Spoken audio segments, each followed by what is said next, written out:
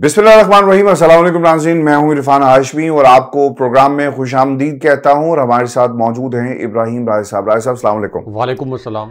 राय साहब, 3 खबरों पर तफसील से हम बात करेंगे। पहली खबर, इमरान खान का जेल से पैगाम, और फिर पाकिस्तान तहरीक इंसाफ का मिशन रिहाई इमरान खान। अब पूरे मुल्क की क्या सूरत हाल रही, चूंकि खबरें ये आ रही हैं कि पाकिस्तान तहरीक इंसाफ के मुताद्दिद कारकुनान को गिरफ्तार किया गया और तहरीक इंसाफ के कारकुनान और पुलिस का आमना सामना हुआ है। इसकी तफसील भी शेयर करेंगे अपने सुनने वालों के साथ। और फिर राय साहब, मुज़ाकरात सिर्फ आर्मी चीफ से होंगे और DGISI से ये स्टेटमेंट जारी किया गया। पाकिस्तान तहरीक इंसाफ के एक इंतहाई अहम रुकन की तरफ से रहनुमा ने तहरीक इंसाफ के क्या कहा और तहरीक इंसाफ के अंदर से क्या आवाजें उठ रही हैं और नून लीग के कैंप में क्या बेचैनी है, इसका हाल अहवाल भी शामिल करेंगे आज की इस नशिस्त में। और फिर राय साहब, पाकिस्तान तहरीक इंसाफ इस वक्त पार्लियामेंट में जो इलेक्शन कमीशन की लिस्ट जारी हुई, कहां पर स्टैंड करती है और सुन्नी इत्तेहाद कौंसिल को क्या मकाम दिया गया, कौन सा नंबर अलॉट हुआ है, ये भी बताएंगे आज के इस प्रोग्राम में। लेकिन राय साहब, सबसे अहम खबर ये है कि पूरे मुल्क के अंदर जो एहतजाज हुआ और इस एहतजाज का बुनियादी मकसद ये था कि इमरान खान की रिहाई। आपने खान साहब की जब से गिरफ्तारी हुई है, तकरीबन 9 माह तो होने को आए और खान साहब को रिहा नहीं किया गया। खान साहब को क्यों रिहा नहीं किया जा रहा है? इसलिए कि खान साहब के खिलाफ झूठे मुकदमात यानी हफ्से बेजा में रखा हुआ है और ये केसेस मंतकी अंजाम तक ना पहुंचे, इसीलिए ये खान साहब की गिरफ्तारी और फिर इन मुकदमात को लिंगर ऑन किया जा रहा है। और इसमें पाकिस्तान की जो प्रोसिक्यूशन है वो कलीदी किरदार अदा कर रही है। वकला पेश नहीं होते और अगर पेश हो जाएं तो उनके पास दलील नहीं होती, कभी वकील नहीं होते, कभी दलील नहीं होती। और ये सब कुछ जो है वो हम पाकिस्तान में इमरान खान के केसेस के हवाले से एक ड्रामा देख रहे हैं। राज साहब, एहतजाज का बुनियादी मकसद ये है कि खान साहब की रिहाई जो है उसके लिए प्रेशर बिल्ड किया जाए, अदालतों में वकला अपना काम करेंगे और बाहर पाकिस्तान की आवाम के साथ मोबिलाइज किया जाए।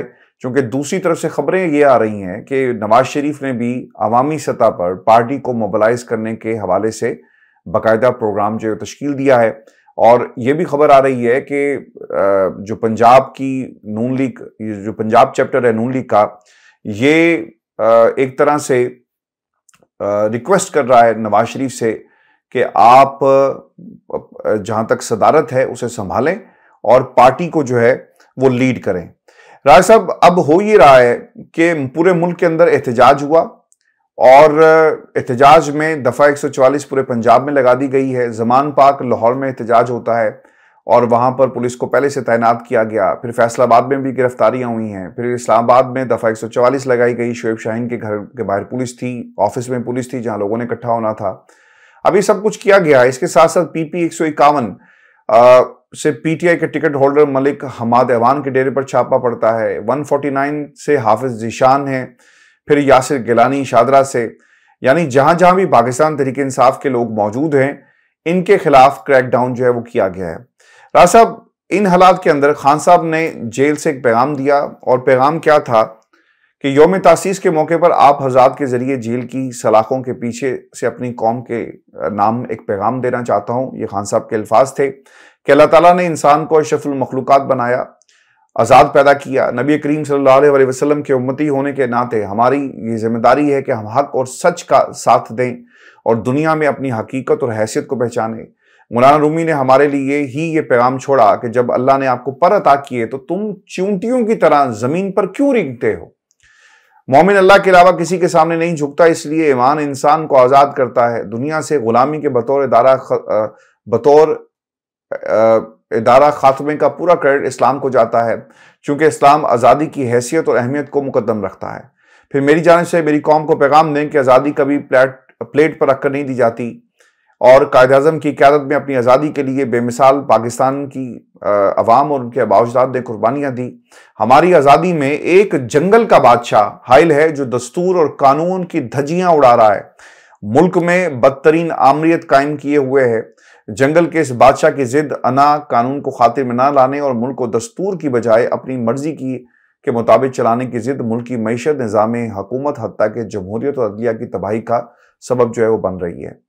अब राय साहब, ये पैगाम आज गया खान साहब का और दूसरी तरफ जो इस वक्त हालात है मुल्क के, खान साहब ने उसके ऊपर भी यकीनन जो है वो अपने उनके तहफ़्फ़ुज़ात तो हैं ही हैं, लेकिन खान साहब ने पैगाम ये दे दिया कि मैं किसी की बात नहीं मानूंगा, और उन्होंने दोबारा से पाकिस्तान की इस्टेब्लिशमेंट के ऊपर तनकीद की है कि जो कुछ इस मुल्क के अंदर हो रहा है इसकी जिम्मेदार सिर्फ और सिर्फ पाकिस्तान की इस्टेब्लिशमेंट है। राय साहब देखें हाशमी साहब, अडयाला जेल में एक बड़ी गैर मामूली सूरत-ए-हाल पैदा हुई और एक गैर मामूली वाक़या भी हुआ army chief general Asim Munir के हवाले से, जिसे पाकिस्तानी मीडिया ने नशर नहीं किया, क्योंकि पिछली मरतबा जो अडयाला जेल में समाअत हुई थी उसमें ये ऑर्डर जज साहब ने जारी किया था कि आज के बाद अडयाला जेल के अंदर जो समाअत होगी इसमें इमरान खान साहब और बुशरा बीबी साहिबा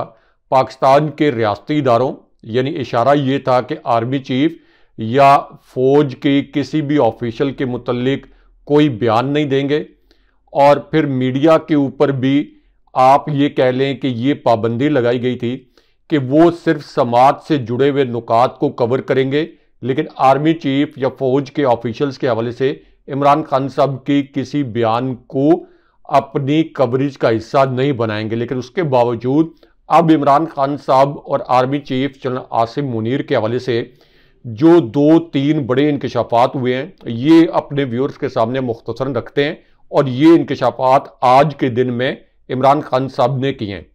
अब इमरान खान साहब ने ये जो नए इंकशाफात किए हैं, ये इंकशाफात एक तरह से पहले इंकशाफ की दूसरी एपिसोड है, जिसमें इमरान खान साहब ने ये अल्फाज बोले कि लंदन प्लान के 3-4 किरदार थे, और फिर खान साहब ने ये कहा कि army chief general Asim Munir को एक टेलीफोन कॉल के ज़रिए आरिफ अलवी ने ये पैगाम भिजवाया था कि मेरे तक लंदन प्लान के हक़ाइक़ आ चुके हैं, और आरिफ अलवी ने इमरान खान साहब का एक टेलीफोन कॉल के ज़रिए army chief general Asim Munir को ये पैगाम भी पहुंचाया गया कि हम ना तो आपके ख़िलाफ़ हैं ना हम फ़ौज के ख़िलाफ़ हैं, लेकिन हमारी तवक्को ये है कि आप और फ़ौज सियासी मामलात में मुकम्मल तौर पर गैर जानिबदार रहें।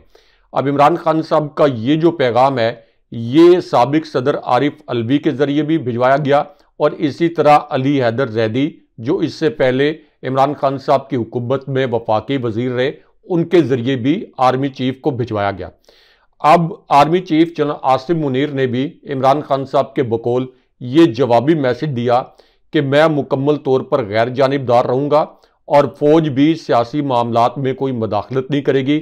लेकिन उसके बाद इमरान खान साहब ने 2 ऐसे जुमले के जिन्हें मीडिया ने डाउन प्ले किया या नशर नहीं किया।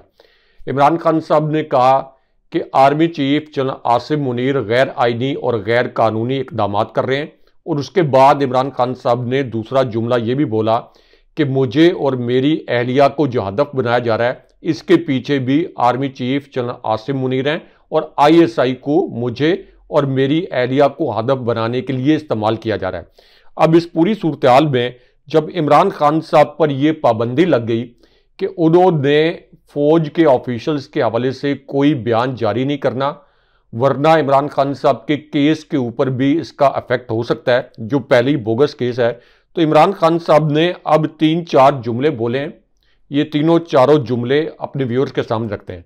इमरान खान साहब ने यह कहा कि हमारी आज़ादी में जंगल का एक बादशाह हायल है, जंगल का ये बादशाह दस्तूर और कानून की धज्जियां उड़ा रहा है। जंगल के इस बादशाह ने मुल्क में बदतरीन आमरीत कायम कर दी है। जंगल के इस बादशाह की जिद अना कानून से बहुत बड़ी है। जंगल का ये बादशाह मुल्क को दस्तूर के बजाय अपनी मर्जी के मुताबिक चला रहा है, और जंगल के इस बादशाह की जो जिद है इसने मुल्की मईशत को तबाह कर दिया।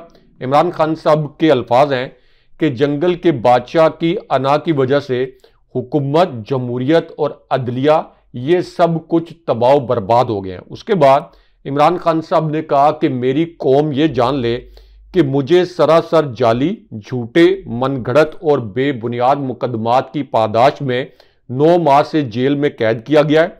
मुझे अगर 9 साल या इससे भी ज़ायद अरसे के लिए जेल में कैद रहना पड़ा तो मैं कैद में रहूँगा, लेकिन मेरी कौम को गुलामी की जंजीरों में जकड़ने वालों से किसी किस्म की डील नहीं करूंगा। अब इसमें एक बहुत बड़ी और अहम खबर छुपी हुई है, यानी इमरान खान साहब ने ये जो पैगाम दिया अदालती पाबंदी के बावजूद, क्योंकि इमरान खान साहब के इस पैगाम का एक हिस्सा ये भी था कि मेरा अपनी कौम के नाम ये पैगाम है कि हकीकी आज़ादी के असूल के लिए मुझे जो भी कुर्बानी देनी पड़ी मैं ये कुर्बानी दूंगा और कौम की आज़ादी पर कभी कोई समझौता नहीं करूंगा। अब इसके अंदर जो बड़ी खबर और जो अहम तरीन नुक्ता जो मैं अपने व्यूअर्स के सामने लाना चाहता हूं वो ये है कि इमरान खान साहब जो पाकिस्तान के सबसे बड़े और सबसे मकबूल लीडर हैं, जिनकी मकबूलियत 8 फरवरी 2024 को एक मरतबा फिर साबित हो गई, जिनसे बल्ले का इंतखाबी निशान छीन लिया गया, पूरी पीटीआई की क़यादत को जेल में डाल दिया गया, जो मरकजी रहनुमा थे उनको इलेक्शन नहीं लड़ने दिया गया, मुज़िक्का खेज किस्म के इंतखाबी निशानात अलॉट किए गए और उसके बाद पीटीआई को इतने जबर के बाद एक वर्कर कन्वेंशन तो दूर की बात एक कॉर्नर मीटिंग तक इलेक्शन से पहले नहीं करने दी गई। उसके बावजूद लोगों ने वो तमाम कुव्वतें, इलेक्शन कमीशन, पाकिस्तान का पूरा निज़ाम जो कि इमरान खान साहब को माइनस करने की कोशिश कर रहा था, अवाम ने अपने वोट की ताकत से उन तमाम लोगों को माइनस कर दिया और इमरान खान साहब को प्लस कर दिया, ढूंढ ढूंढ कर उन इंतखाबी निशानात पर जो कि अननोन इंतखाबी निशानात थे उन पर मोहरें लगा के इमरान खान साहब को 3/4 अक्सरियत दिलवा दी। अब हाशमी साहब इस पूरी सूरत हाल में इमरान खान साहब को जेल में रखने का मकसद ये था कि इमरान खान साहब डर जाएं, पीटीआई का वोट बैंक ख़त्म कर दिया जाए, पीटीआई के लोग पीटीआई को छोड़ दें और पीटीआई ख़त्म हो जाए। लेकिन पीटीआई के जिन रहनुमाओं को जबर के तहत पीटीआई छोड़ने पर मजबूर किया गया वो सारे निशाने इबरत बन गए, यानी परवेज़ खटक, इससे पहले जहांगीर तरीन, इसी तरह अलीम खान और पूरी आप ये कह लें कि इस्तेकाम पाकिस्तान पार्टी सलमान अकरम राजा के हाथों ओन चौधरी को भी शिकस्त हुई, नवाज शरीफ अपनी दोनों नशस्तें हार गए और फॉर्म 45 के मुताबिक नून लीग सिर्फ 17 नशस्तें हासिल कर सकी इस्टेब्लिशमेंट की खुली सपोर्ट के बावजूद। तो इसका मतलब यह है कि इमरान खान साहब को धमकाने, इमरान खान साहब को आसाबी तौर पर तोड़ने, तहरीक इंसाफ को कुचलने, तहरीक इंसाफ को ख़त्म करने, तहरीक इंसाफ का वोट बैंक ख़त्म करने के हवाले से जितने हरबे आजमाए गए थे ये तमाम हरबे नाकाम हो गए। और जब ये हरबे नाकाम हो गए तो अब इमरान खान साहब के ये जो स्टेटमेंट आ रहे हैं army chief general Asim Munir के मुतल्लिक या इस्टेब्लिशमेंट के मुतल्लिक, इनसे ये साबित होता है कि इमरान खान साहब 9 माह तक जेल में रखे जाने के बावजूद, इसके बावजूद कि ये खदशा मौजूद है कि उनको जहर दिया जा सकता है, खुदा न खास्ता जेल में उनके ऊपर हमला करवाया जा सकता है, इसका मतलब यह है कि इमरान खान साहब किसी भी किस्म के खौफ का शिकार नहीं है। इसका मतलब यह है कि इमरान खान साहब ज़हनी तौर पर तैयार हैं कि उनके साथ जो भी सलूक कर लिया जाए वो एक बहादुर और इस्तकामत पसंद लीडर के तौर पर किसी भी सूरत ना खुद झुकेंगे, ना इस कौम को जिसने इमरान खान साहब की गैर मौजूदगी में उनके हक में वोट डाले, ना इस कौम को झुकने देंगे। इसका मतलब यह है कि माइनस इमरान खान प्रोजेक्ट मुकम्मल तौर पर ख़त्म हो गया है। इमरान खान साहब को माइनस करने वाले शरीफ ख़ानदान, पीडीएम, पूरा जो पाकिस्तान का रियासती निज़ाम, चीफ जस्टिस फायज ईसा, चीफ इलेक्शन कमिश्नर, ये सब खुद इस निज़ाम से माइनस हो रहे हैं और ये सब सबसे ज़्यादा गैर मकबूल हो रहे हैं। इस वजह से इमरान खान साहब हर पेशी के ऊपर अब इस किस्म के इंकशाफात के बाद ये एहसास दिला रहे हैं इस्टेब्लिशमेंट को कि आप जो मुझे झुकाने की कोशिश कर रहे थे ये आपकी भूल थी, ना मैं डराऊं ना मैं दबाऊं और मैं अपने मौक़िफ़ पर पहले से ज़्यादा मजबूती के साथ कायम भी हूं। इसलिए अब नून लीग के ये जो राना सनाउल्लाह, जावेद लतीफ़ और डॉक्टर आसिफ किरमानी, जिनको मैं आज सुन रहा था, जिन्होंने ये अल्फाज बोले कि बयानिया तो सिर्फ कैदी नंबर 804 का है और पूरा बयानिया सिर्फ उसके हाथ में है, तो इस वजह से ये नून लीग के जितने रहनुमा ये बौखलाए हुए हैं, इमरान खान साहब के बयानिए के कायल भी हो चुके हैं और उल्टा अब इस्टेब्लिशमेंट के एहसानमंद होने के बावजूद उन पर तनकीद भी कर रहे हैं और ये कह रहे हैं कि नवाज शरीफ अब एक नाम नेहाद मज़ामती बयानिए के साथ सामने आएंगे। कौन सा मज़ामती बयानिया? नवाज शरीफ जो हैं ये कोई सिरी पाए खाने का जो बयानिया है ये तो बना सकते हैं। नवाज शरीफ कोई दही बल्ले गोलगप्पे खाने का बयानिया तो बना सकते हैं।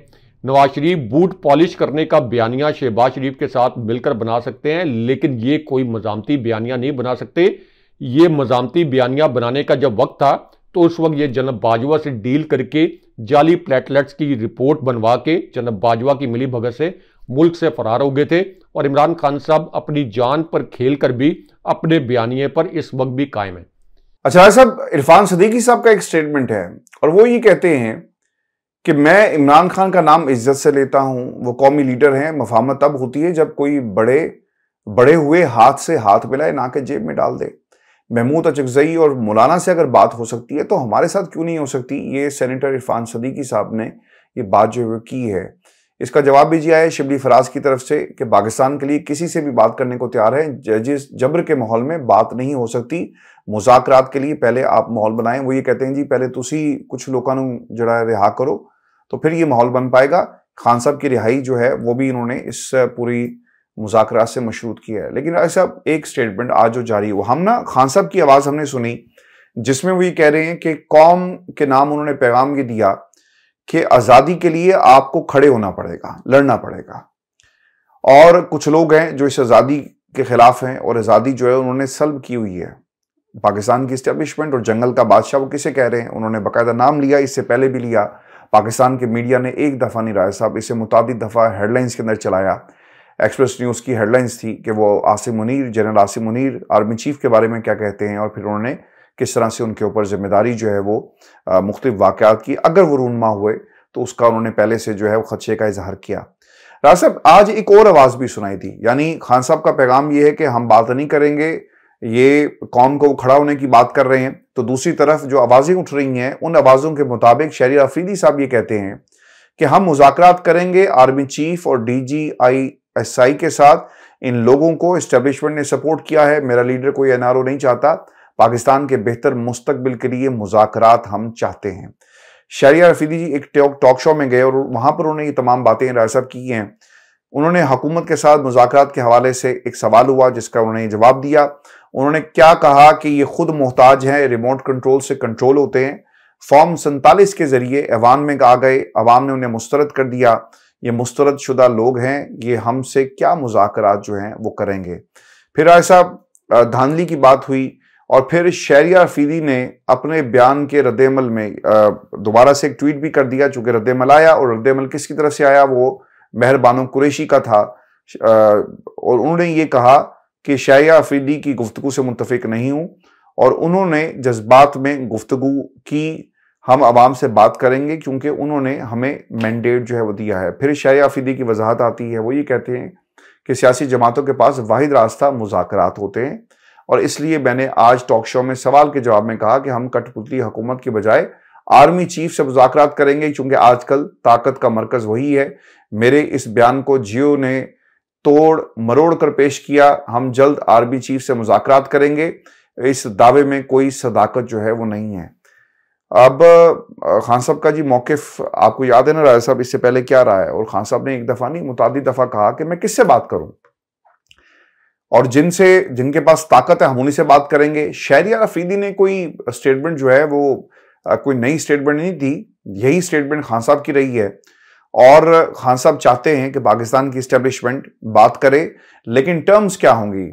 हम पिछले कुछ दिनों से जो खबरें लॉन्च हो रही हैं राज साहब, जो आवाज़ें उठ रही हैं, इन आवाज़ों के अंदर हम ये देख रहे हैं कि 9 मई के बयानिए को पाकिस्तान की इस्टेब्लिशमेंट कहती है मान लो, गलती तस्लीम करो, माफ़ी मांगो तो हम इसके ऊपर कुछ कर सकते हैं। लेकिन दूसरी तरफ से खान साहब क्या आज का पैगाम जो यौम तासीस के मौके पर दिया गया पार्टी रहनुमाओं की तरफ से, वो बड़ा वाज़ेह है, वो बड़ा क्लियर है और उस पैगाम के अंदर जो मैसेज छुपा हुआ है, जिन अल्फाज में खान साहब ने जो पूरी अपनी तहरीक, अपनी कोशिश, जदोजहद का जिक्र कर दिया, मेरा ख्याल है कि इसके बाद कोई दलील जो है वो नहीं बचती कि खान साहब जो हैं वो किसी डील की तलाश में है। राज साहब देखें आशमीर साहब, ये army chief general Asim Munir और DGISI के हवाले से जो शहरियार आफरीदी ने बात की, इसके पीछे भी एक दिलचस्प खबर है और एक दिलचस्प वाक़या भी है। क्योंकि मरियम नवाज़ के एक कारिंदे जिनको मरियम नवाज़ इस्तेमाल करती हैं जर्नल्स पर हमलों के लिए, ताकि जनरल्स को ब्लैकमेल किया जाए और ब्लैकमेलिंग के बाद उनसे कोई डील हासिल किया जाए। उन्होंने ये इल्ज़ाम लगाया फौज के ऊपर बराह रास्त, ये अल्फाज इस्तेमाल करके कि पाकिस्तान के जो मुहाफिज हैं इन्होंने 90 करोड़ रुपए रिश्वत ली और शेखोपुरा की 5 नशिस्तें इनको बेची गईं और एक बड़े स्मगलर ने 90 करोड़ रुपए जो हैं ये पाकिस्तान के मुहाफिज यानी फौज को दिए। ये जावेद लतीफ़ ने इल्ज़ामात लगाए। बाय द वे, अगर इस किस्म का कोई इल्ज़ाम पीटीआई का कोई भी रहनुमा लगाता या इशारों कनायों में भी बात करता तो अब तक उसे फौजी अदालत से सजा भी हो चुकी होती, उस पर दहशतगर्दी के मुकदमात भी दर्ज हो चुके होते।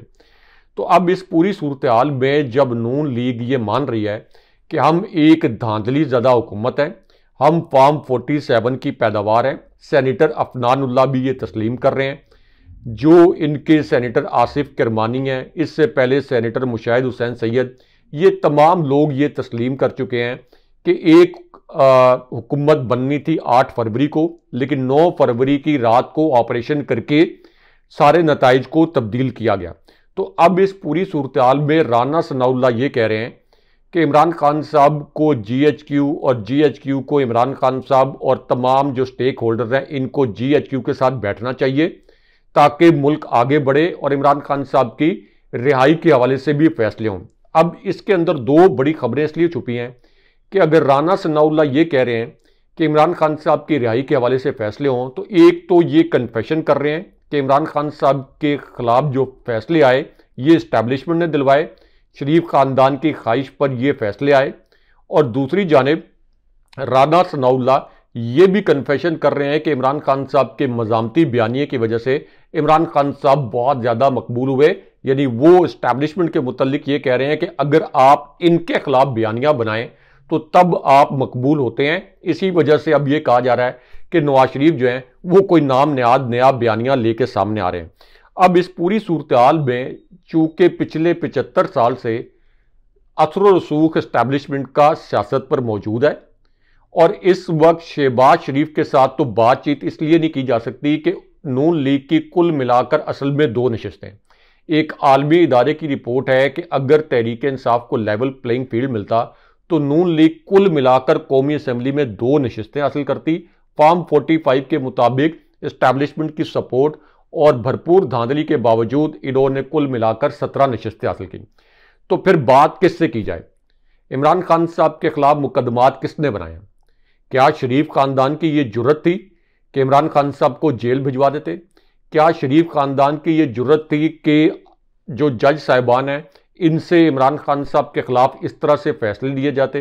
ये तो खुद शरीफ खानदान और राना सनाउल्लाह ये कह रहे हैं कि इस्टेब्लिशमेंट ने बराह रास्त फौजी क़यादत को मुखातिब करके कह रहे हैं कि इस्टेब्लिशमेंट ने इमरान खान साहब के खिलाफ 1 हफ्ते में 3 फैसले करवाए, इससे हमें सियासी नुकसान पहुंचा।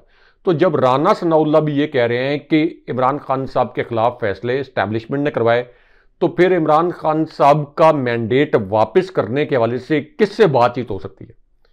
पाकिस्तान के अंदर किससे बात हो सकती है? जाहिर है कि शहबाज शरीफ वगैरह से बात नहीं हो सकती, आसिफ अली जरदारी से कोई बात नहीं हो सकती। बात अगर हो सकती है तो इसका मतलब यह है कि सिर्फ और सिर्फ पाकिस्तान की इस्टेब्लिशमेंट से हो सकती है, और वो भी किसी डील के लिए नहीं।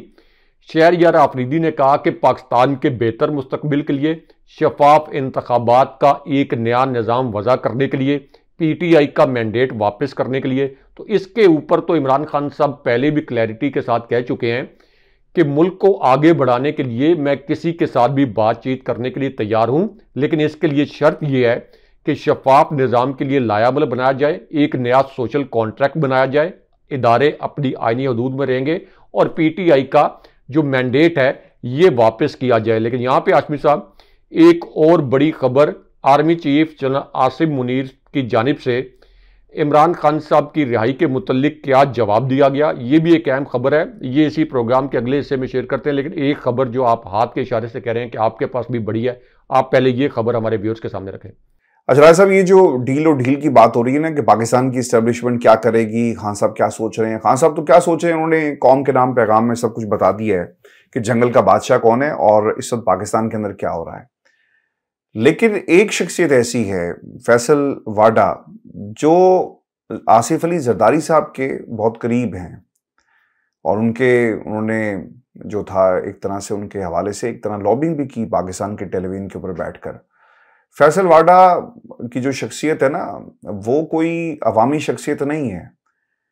इस वक्त वो सेनेटर बन गए हैं, लेकिन कौम को ये जरूर बताएं कि जब वो कहते हैं ना पार्लियामेंट के फ्लोर पर खड़े होकर कि हम वोट लेकर आते हैं, हमें ना बताएंगे क्या, तो भाईजान दुनिया ਨੂੰ ਇਹ ਜ਼ਰੂਰ ਦੱਸ ਦਿਓ कि ਤੁਹਾਨੂੰ किन्ने वोट मिले सन और ये vote to become the senator, ये काम जो है वो किसी के गोडे गिटे पकड़ के ही हो सकता है। एक तस्वीर राय साहब इनकी बड़ी वायरल है, मैं वो देख रहा था, जिसमें ये झुककर आसिफ अली जरदारी साहब को मिल रहे हैं, कहीं किसी जगह पर बैठे हुए हैं सारे, और ये कुछ लोगों को इंट्रोड्यूस करवा रहे थे।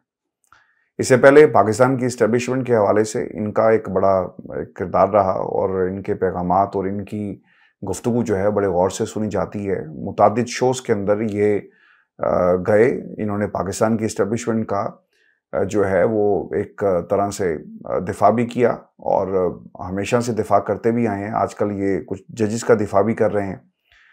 अच्छा, इन्होंने अब क्या बयान दिया? अब ये एक तरह से इनके बयान को ही हम पाकिस्तान की इस्टेब्लिशमेंट का बयान समझें। वो ये कहते हैं जी कि पीटीआई से कोई डील होगी ना उन्हें ढील दी जाएगी। 9 मई के वाकयात में जो भी मुलविस हुआ इसका एहतसाब होगा, इसके लिए कानून साजी भी होगी। फैसल वाडा ने यह भी कहा कि अली अमीन गंडापुर का दिलो दिमाग सब दाएं बाएं है। पीटीआई चाहती है कि बानी पीटीआई जेल में रहें और उनकी मकबूलियत के मजे पीटीआई लूटती रहे। पीटीआई वालों को व्हाट्सएप आता था कि किसको क्या गाली देनी है। पीटीआई के रहनुमाई सारे व्हाट्सएप मैसेज भी जमा करा चुके हैं। अगर मालूम हो जाए कि अली अमीन गंडापुर के कल के बयान के बाद उन्होंने कहां कहां राब्ता किया और कहां कहां माफ़ी तलाफी हुई, तो दूध का दूध पानी का पानी जो है वो हो जाएगा।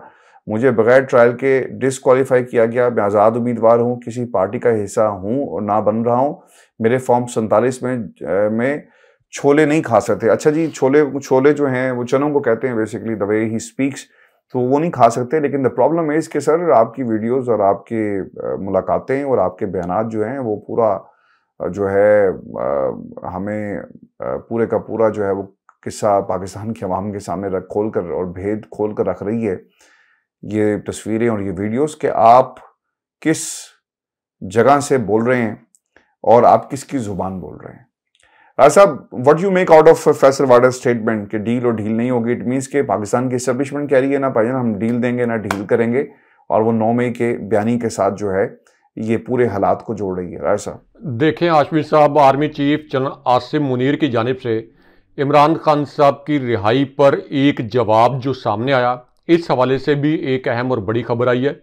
ये खबर भी अपने व्यूअर्स के सामने रखते हैं, क्योंकि अब आरिफ हबीब साहब ने एक और बड़ा इंकशाफ किया है और इस इंकशाफ में उन्होंने ये कहा कि मैंने इमरान खान साहब की रिहाई के मुतल्लिक army chief general Asim Munir के सामने भी बात की थी और आर्मी चीफ को ये कहा था कि मुल्क में बहुत ज़्यादा सियासी इंतशार है, बहुत ज़्यादा सियासी अदम इस्तेहकाम है और इसकी वजह से माशी इस्तेहकाम भी नहीं आ सकता। इसलिए मैंने उन्हें ये कहा था कि इमरान खान साहब को रिहा किया जाना चाहिए। अब इससे एक बड़ी खबर ये भी है कि अगर Arif Habib army chief general Asim Munir को ये कह रहे हैं कि इमरान खान साहब को रिहा किया जाना चाहिए, तो इसका मतलब ये है कि इस वक्त पाकिस्तान के तमाम स्टेक होल्डर्स ये समझते हैं कि इमरान खान साहब जो इस वक्त कैद हैं, इसके पीछे इस्टेब्लिशमेंट है, जैसे कि राना सनाउल्लाह भी यही कह रहे हैं। अब इस पूरी सूरत हाल में इमरान खान साहब और आर्मी चीफ के मुतल्लिक एक और बड़ा और अहम इंकशाफ भी हुआ, क्योंकि आरिफ हबीब साहब ने ये इंकशाफ भी किया कि इमरान खान साहब को मैंने ये कहा कि जिस वक्त बिलावल जरदारी को कोरोना हुआ तो मैंने कहा कि आप उनको कॉल कर लें। इमरान खान साहब ने कहा कि मैंने एक ट्वीट के ज़रिए उनकी सेहत दरियाफ्त कर लिया है। फिर इमरान खान साहब को आरिफ हबीब साहब ने यह कहा कि आप आसिफ अली जरदारी को फ़ोन करें और बख्तावर जरदारी की शादी पर मुबारकबाद दे दें। तो इमरान खान साहब ने यह जवाब दिया कि आप मुझे वो काम करने के लिए कहें जो मैं काम कर सकता हूं, यानी उन्होंने आसिफ अली जरदारी को फ़ोन करने से इनकार कर दिया। ये आरिफ हबीब साहब के इंकशाफात हैं। अब उसके बाद army chief general Asim Munir ने इमरान खान साहब की रिहाई के मुतल्लिक जो आरिफ हबीब का एक नुक्ता था या जो उनकी दरख्वास्त थी उस पर क्या जवाब दिया, ये भी आरिफ हबीब साहब ने एक प्रोग्राम में बयान किया। आरिफ हबीब साहब ने कहा कि जब मैंने आर्मी चीफ को कहा कि मुल्क में बहुत इंतशार है, तो आर्मी चीफ ने इसके ऊपर यह जवाब दिया कि जिस तरह का इंतशार आप देख रहे हैं या आपको जो एक तफरीक नज़र आ रही है, मामलात इस तरह के नहीं हैं। 8-9 जमातें एक तरफ खड़ी हैं और एक जमात दूसरी जानिब खड़ी है, यानी पीडीएम, नून लीग, पीपल्स पार्टी, एएनपी वगैरह ये एक तरफ खड़ी हैं और तहरीक इंसाफ जो है ये इस वक्त दूसरी जानिब खड़ी है। तो ये इंकशाफात जो हैं ये आरिफ हबीब ने किए हैं। बहुत शुक्रिया साहब। वीर जी शो था आज का हमारा। अपने कमेंट जरूर भेजिएगा। चैनल को सब्सक्राइब करना मत भूलें। इजाजत दीजिए। अल्लाह ने के पास।